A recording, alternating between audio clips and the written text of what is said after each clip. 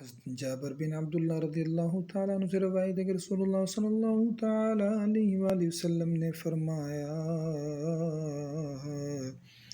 اللہ رب العزت جب کسی گھر والوں سے محبت فرماتے ہیں تو ان کے معاملات میں نرمی شامل فرما دیتے ہیں۔ حضرت ابو ذر غفاری رضی اللہ تعالیٰ عنہ سے روایت ہے کہ نبی کریم صلی اللہ علیہ وسلم نے فرمایا، تین طرح کے لوگوں سے اللہ تعالیٰ نفرت کا معاملہ فرماتے ہیں۔